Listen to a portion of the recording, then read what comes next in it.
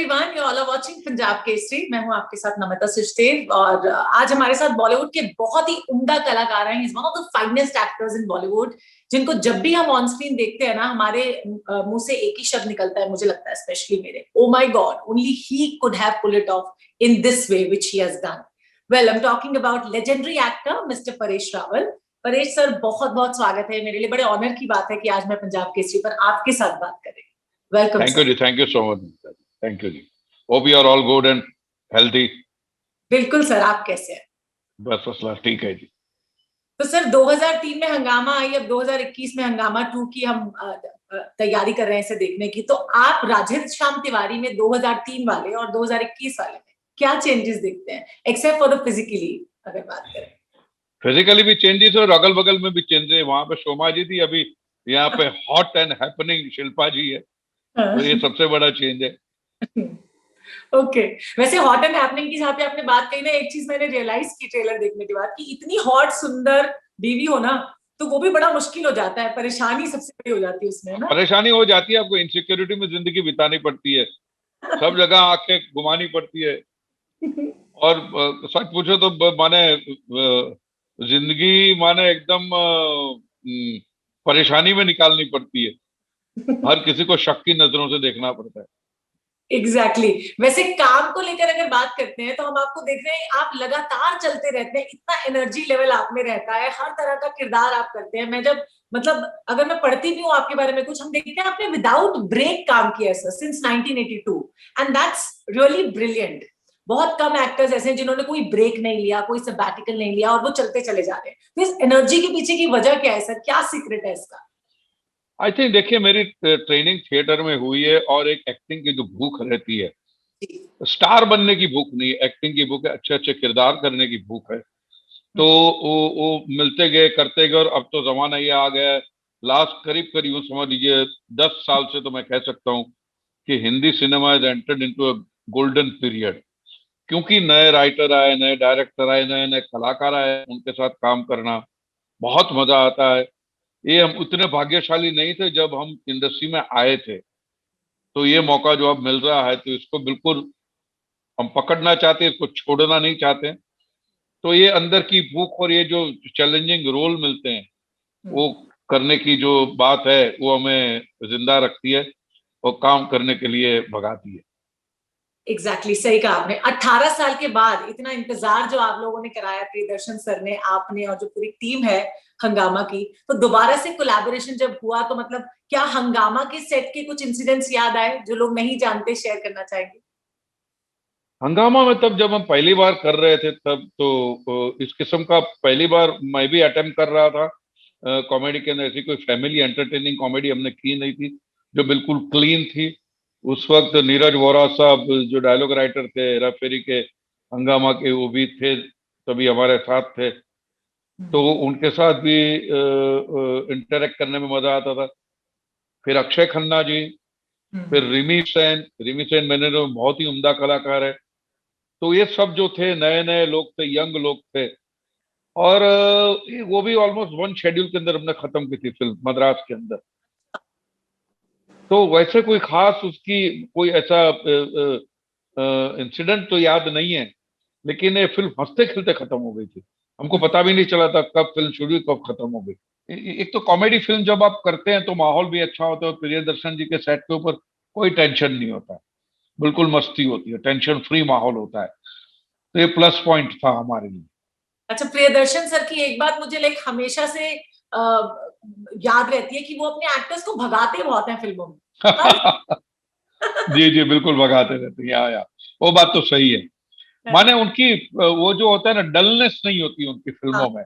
एकदम हाँ, breezy vibrant atmosphere होता है, चार्ज एटमोस्फियर रहता है, तो मजा आता है करने में।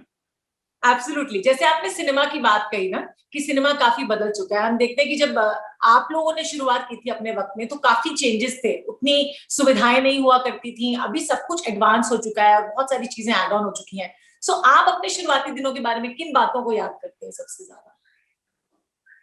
पहले तो क्या होता था कि वो जो दौर था, अच्छी फिल्में तब भी बनती थी, हमने काफी अच्छी फिल्मों में काम किया, लेकिन स्क्रिप्ट तैयार नहीं होती थी। इस दौर की सबसे खास बात है कि आपके पास स्क्रिप्ट तैयार है, बाउंड स्क्रिप्ट आपको मिलती है। फिर एक टाइम फ्रेम होता है कि भैया इतने महीने में आपको शूटिंग कंप्लीट करनी है। फिर एक फाइनेंस का भी स्ट्रक्चर है, फाइनेंस की भी डिसिप्लिन है कि इस वक्त आपको इतना इतना पैसा मिलेगा।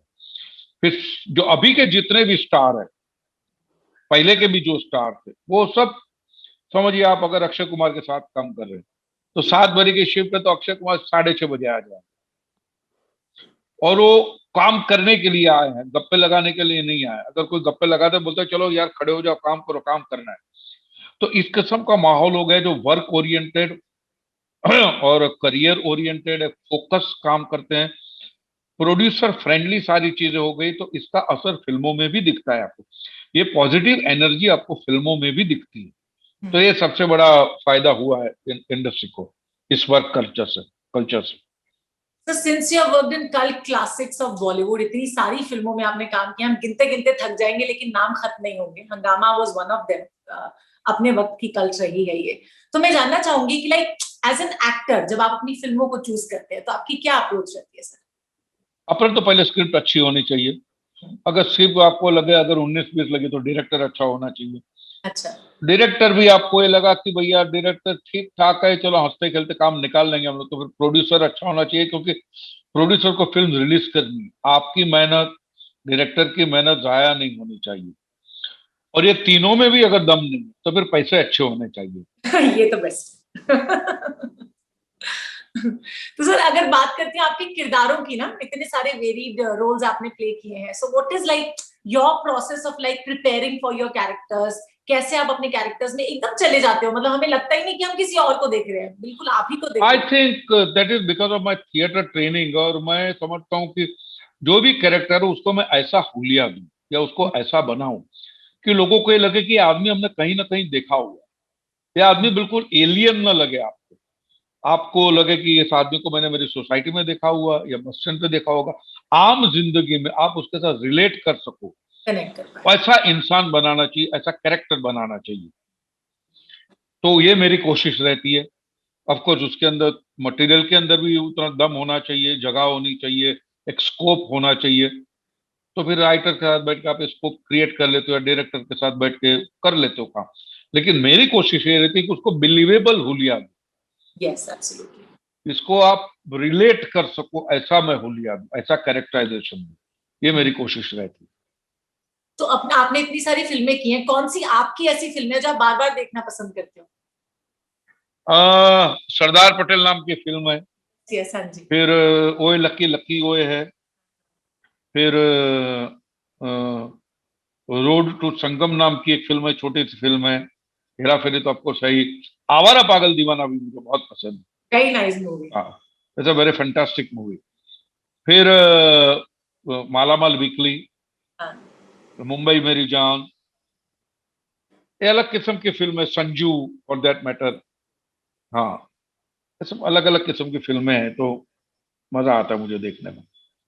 सर कोई रिग्रेट्स भी रहे कि मतलब आपको लगा किसी फिल्म को साइन करने के बाद इतने सालों के करियर में कि नहीं करना चाहिए था मुझे?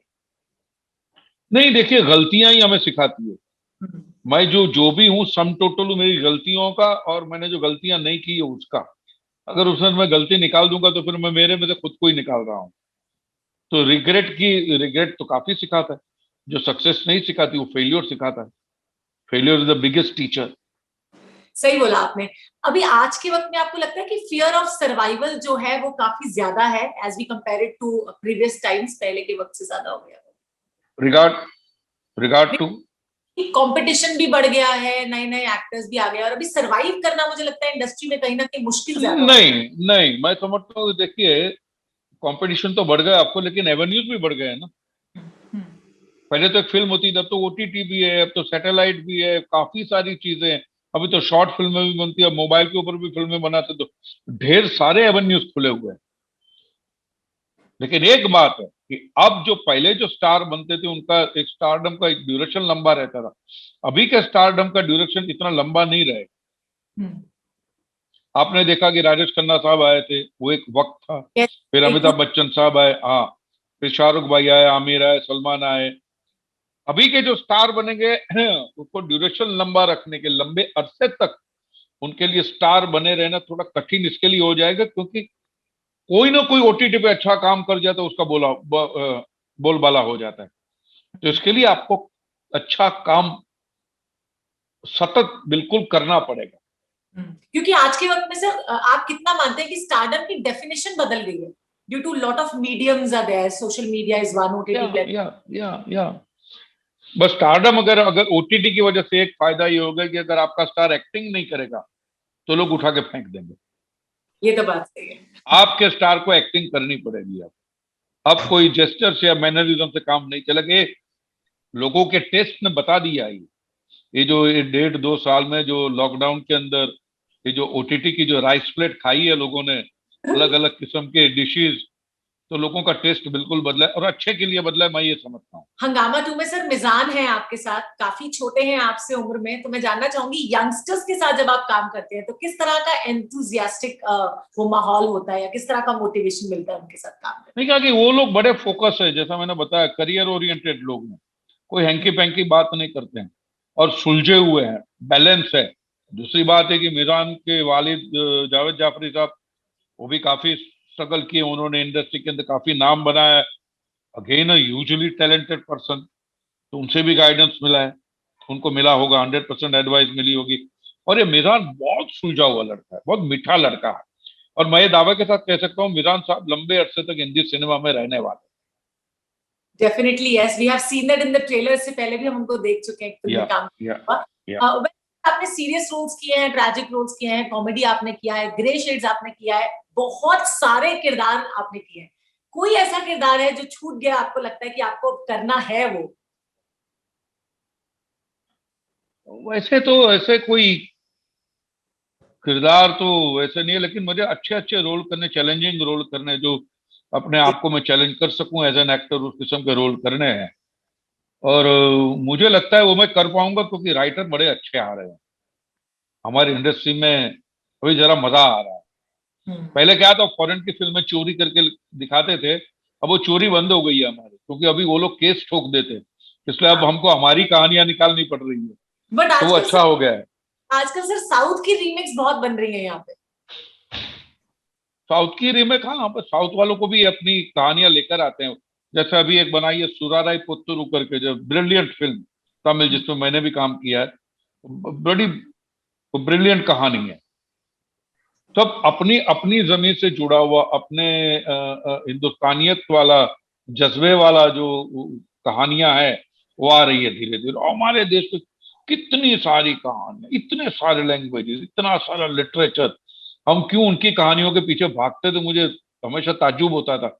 लेकिन चलो खैर, देर देर आए दुरुस्त आए, एब्सोल्युटली अब आ सर। गए। या So is there any subject that comes to your mind being into the industry for over 4 decades जो आपको लगता हो कि इस पे एक फिल्म बने तो मैं इसका हिस्सा होना चाहूंगा?